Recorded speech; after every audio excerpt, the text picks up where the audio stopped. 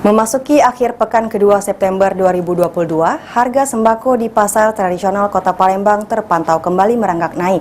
Kenaikan harga cukup signifikan terjadi pada beras, minyak goreng, dan juga tepung.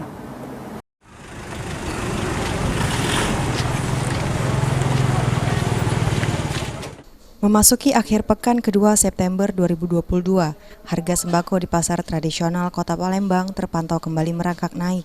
Kenaikan harga cukup signifikan terjadi pada harga beras, minyak goreng, dan tepung. Salah satu pedagang sembako di Pasar Skip Palembang, Freddy, mengatakan terhitung sejak Senin 12 September 2022, harga sejumlah jenis sembako mulai naik, bahkan kenaikan harga cukup signifikan, salah satunya terjadi pada beras. Untuk saat ini, harga beras per karung ukuran 20 kg rata-rata mengalami kenaikan sekitar Rp10.000.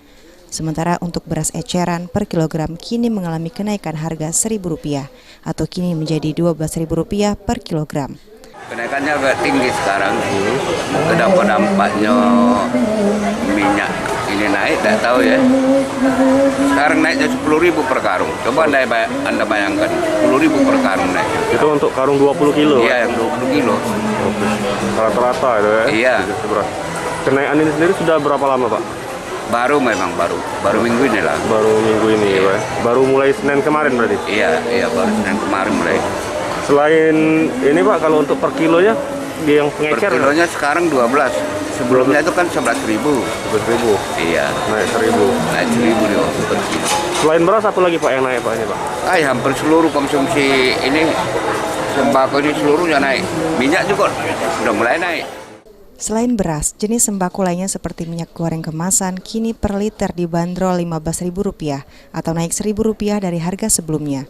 Sementara untuk harga tepung kini mengalami kenaikan sekitar 30% atau per karung tepung ukuran 25 kg dibanderol Rp250.000. Dengan kondisi kenaikan harga sembako ini, pedagang mengalami penurunan omset mencapai 230%. Sandi Pratama, PAL TV.